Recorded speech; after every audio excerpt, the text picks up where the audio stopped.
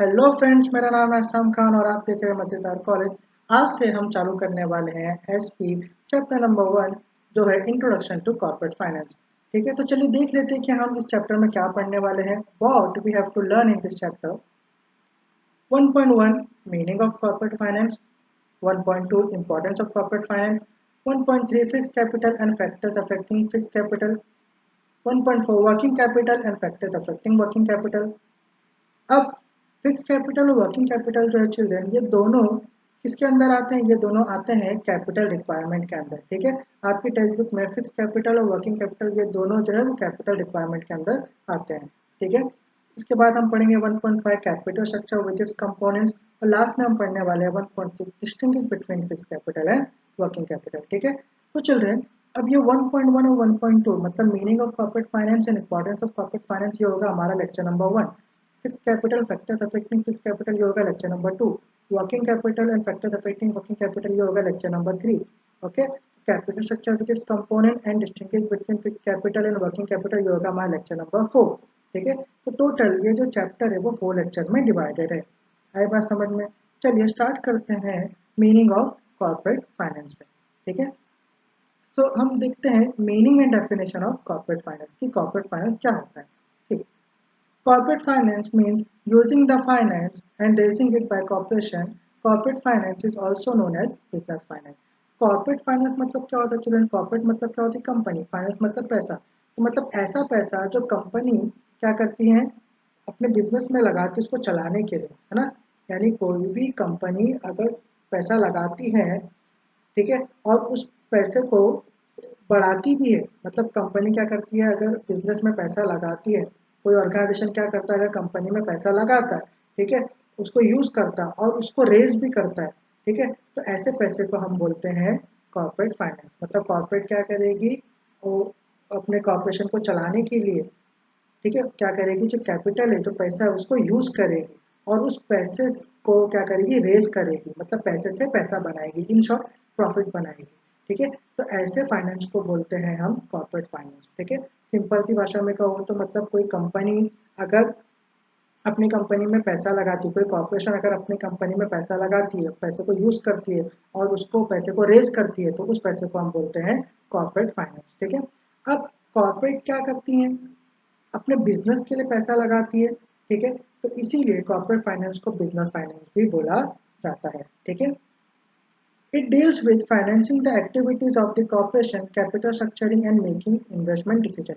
अब ये जो फाइनेंस है चिल्ड्रन, कॉर्पोरेट के पास जो फाइनेंस है, ये किससे डील करती है? डील करती है कैपिटल स्ट्रक्चरिंग से, या कॉर्पोरेशन में होने वाली कोई एक्टिविटी से, या फिर इन्वेस्टमेंट के लिए भी ये डिसीजन ले सकती है कि मतलब उसको पैसा कहाँ कहाँ लगाना है और किस तरह से लगाना है। आई बात समझ में? ठीक है, अब एक डेफिनेशन देख लेते हैं children. According to Henry Hogland, corporate finance deals primarily with the acquisition and the use of capital by business corporation। बहुत इजी इन्होंने डेफिनेशन दिया है। क्या बताते हैं कि कॉर्पोरेट फाइनेंस का मतलब होता है, या कॉर्पोरेट फाइनेंस क्या करती है, पैसे को इकट्ठा करती है, फिर उस पैसे को यूज करती है बिजनेस में, है ना। उससे कहते हैं कॉर्पोरेट फाइनेंस। मतलब कॉर्पोरेट क्या कर रही है, पैसे को इकट्ठा कर रही है, एक्विजिशन कर रही है, फिर उस पैसे को जो उसने इकट्ठा की थी, उस कैपिटल को क्या करिए, अपने बिजनेस कॉर्पोरेशन के लिए यूज कर रही है। ऐसे को बोलते हैं कॉर्पोरेट फाइनेंस। यानी कि लेमन लैंग्वेज में अगर मैं आपको कहूँ चल रहे हैं, तो कंपनी पैसा अपने बिजनेस में लगाए और उससे फिर पैसा बनाए और अपने बिजनेस को चलाए, तो ऐसे पैसे को हम बोलते हैं कॉर्पोरेट फाइनेंस। ठीक है, आपको समझ में आ गया होगा कॉर्पोरेट फाइनेंस का मतलब। ठीक है, अब कॉर्पोरेट फाइनेंस से जो रिलेटेड जो डिसीजन है चिल्ड्रन, वो कौन लेगा? वो लेगा उस कंपनी का फाइनेंस मैनेजर। कौन लेगा?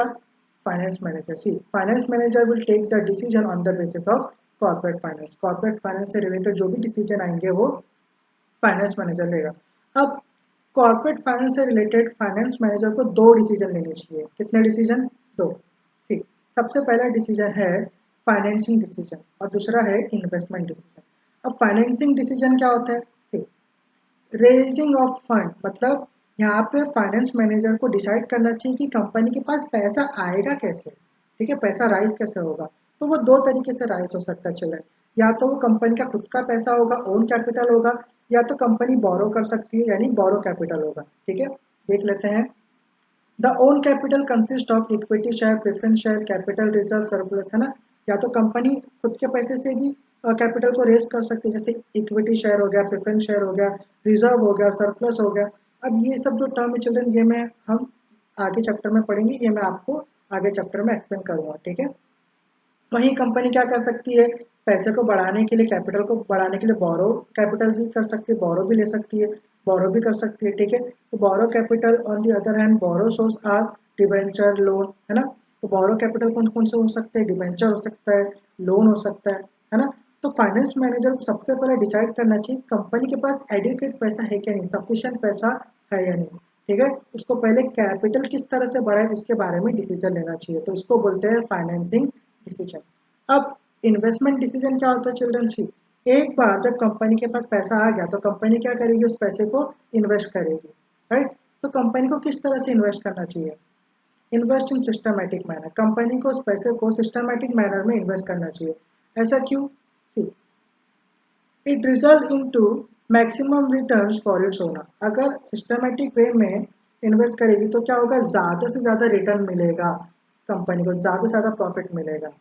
आई बात समझ में, क्लियर हो गया कि कॉर्पोरेट फाइनेंस मतलब क्या होता है कि भाई ऐसा पैसा जो कंपनी क्या करती है, खुद कॉर्पोरेशन में लगाती है, कॉर्पोरेशन क्या करती है, खुद कंपनी में लगाती है ताकि कंपनी चल सके, कि कंपनी रेज हो सके, ठीक है, और उससे पैसे को रेज करने की भी वो सोचती है, ठीक है। तो ऐसे पैसे को हम बोलते हैं corporate finance.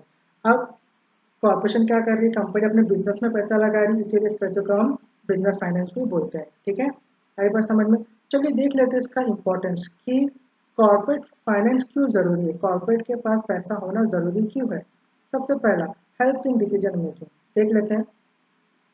Corporate finance helps to take several decisions on the basis of available capital and limited resource. Corporate finance क्या कर सकते हैं कि वो डिसीजन ले सकते हैं, जितना उनके पास कैपिटल है, जितना उनके पास रिसोर्सेस है, उससे कंपनी क्या कर सकती है, डिसीजन ले सकती है। For example, if an organization has to start a new project, then it has to consider whether it will be financially viable and if it will yield profit, है ना। कंपनी के पास अगर पैसा है तो वो अगर उसको न्यू प्रोजेक्ट स्टार्ट करना है तो वो सोच सकती है कि भाई उसके पास जो पैसा है, क्या ये पैसा सफिशिएंट है और क्या इस पैसे से वो प्रॉफिट कमा सकती है क्या नहीं, है ना। तो मतलब कॉर्पोरेट फाइनेंस क्या करता है, डिसीजन लेने में मदद कर सकता है, ठीक है, कोई भी प्रोजेक्ट को स्टार्ट करने से पहले, किसके बेसिस पे कि अवेलेबल कैपिटल उसके बेसिस पे और जो भी उनके पास रिसोर्सेस है उसके बेसिस पे कंपनी क्या कर सकती है, डिसीजन ले सकती है कि भाई जो ये पैसा है इससे नया प्रोजेक्ट अगर चालू करेंगे तो हमको प्रॉफिट होगा या नहीं। उसके बाद helps in rising capital for project, किसी प्रोजेक्ट को करने के लिए, ठीक है, उसको कैपिटल को रेज करने के लिए भी कॉर्पोरेट फाइनेंस मदद करता है। See a company can raise its capital by own capital and borrowed capital और बोथ। ये तो हमने पहले ही देख लिया, ठीक है।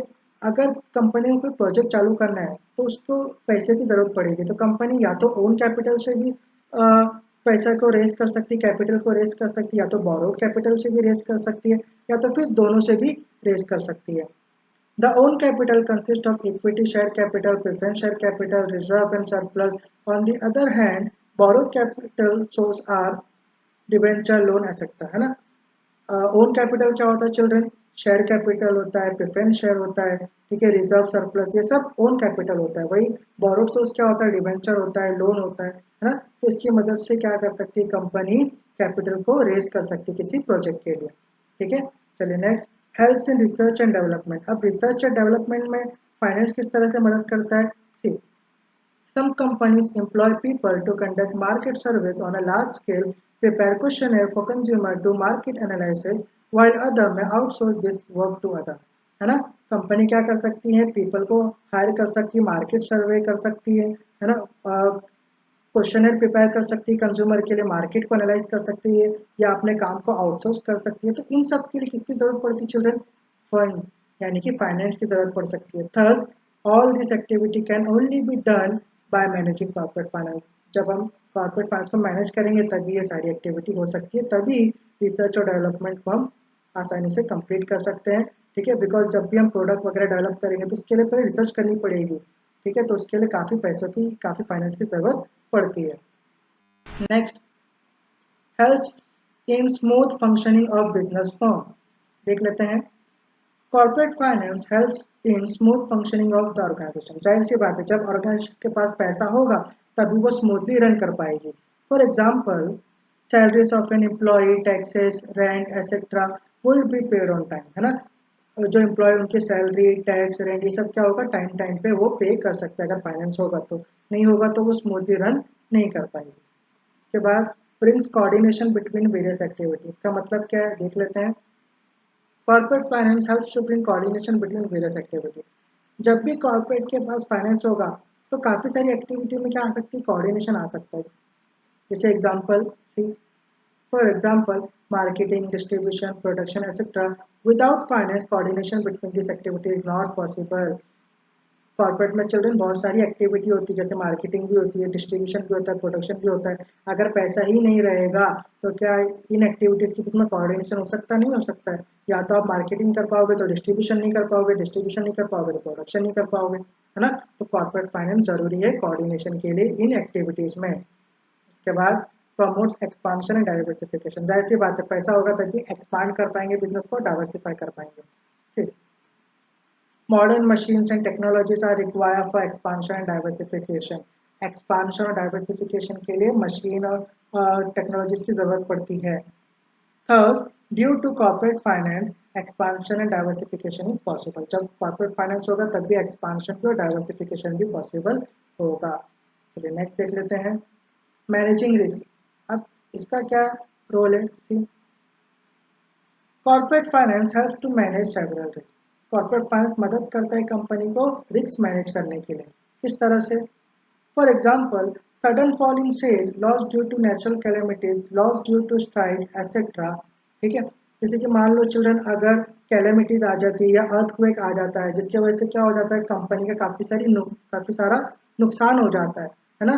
तो कंपनी अगर अलग से पैसा बचा के रखेगी तो वो फिर से अपनी कंपनी को रन कर सकती है, right. Thus, the company needs finance to meet this risk, है ना। इसीलिए कंपनी के पास अगर एडिशनल पैसा होगा तो वो अपने बिजनेस को फिर से दोबारा से चला पाएगी। ठीक है, तो कॉर्पोरेट फाइनेंस रिस्क को मैनेज करने के लिए भी मदद करता है। Next, replace old asset. जाहिर सी बात है, after some years this asset become old and outdated, they have to be replaced by new asset. कुछ साल बाद क्या होता है चिल्ड्रन, जो एसेट्स है वो पुराने हो जाते हैं, उनको रिप्लेस करने की ज़रूरत पड़ती है। Thus finance is required to purchase new asset.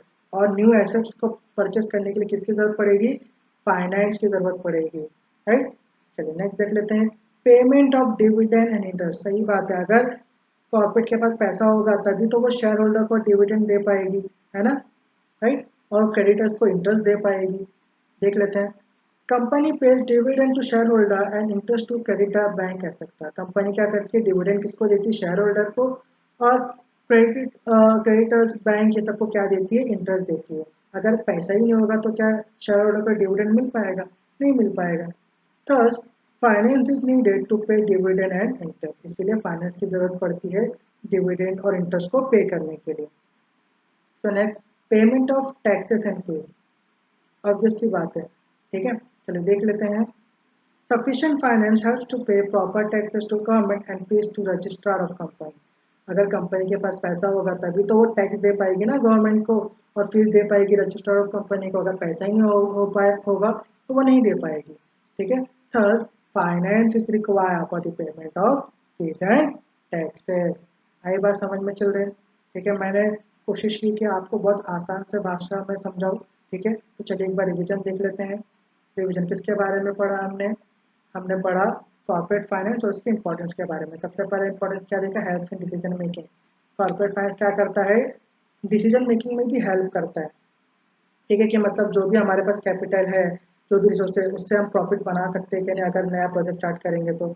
उसके बाद help in rising capital for project. किसी प्रोजेक्ट को स्टार्ट करने के लिए भी मदद करता है कैपिटल को बढ़ाने में। ओन कैपिटल से भी बढ़ सकता है या फिर बोरोड कैपिटल से भी बढ़ सकता है। उसके बाद रिसर्च और डेवलपमेंट में भी मदद करता है ना, क्योंकि क्या करना पड़ता है, नए नए प्रोडक्ट जब डेवलप करेंगे तो उसके लिए काफ़ी सारे फाइनेंस की ज़रूरत पड़ती है चिल्ड्रन, ठीक है। उसके बाद help in smooth functioning of business firm. अगर बिजनेस के पास पैसा ही नहीं रहेगा तो फंक्शन नहीं कर पाएगी, प्रॉपर सैलरी, टैक्सेस, रेंट ये सब नहीं दे पाएगी। उसके बाद brings coordination between various activity. चाहे प्रोडक्शन हो, मार्केटिंग हो, डिस्ट्रीब्यूशन हो, अगर पैसा होगा तभी इन एक्टिविटी के बीच में क्या आ सकता है, कोऑर्डिनेशन आ सकता है, ठीक है। नेक्स्ट हमने देखा प्रमोट एक्सपांशन एंड डाइवर्सिफिकेशन। अगर बिजनेस के पास पैसा है तो वो एक्सपांड भी कर सकती है अपने बिजनेस को, डाइवर्सिफाई भी कर सकती है, बढ़ा भी सकती है। नहीं होगा तो वो नहीं कर पाएंगे, राइट।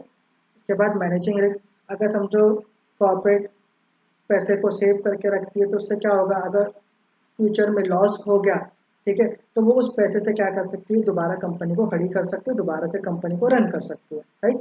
तो कॉर्पोरेट फाइनेंस रिस्क को मैनेज करने में भी मदद करता है।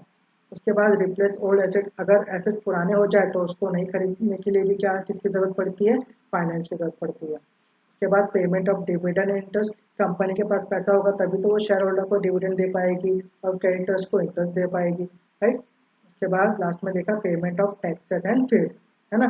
अगर कंपनी के पास पैसा ही नहीं है तो गवर्नमेंट को टैक्स नहीं दे पाएगी और रजिस्ट्रार ऑफ कंपनीज को फीस वगैरह भी नहीं दे पाएगी।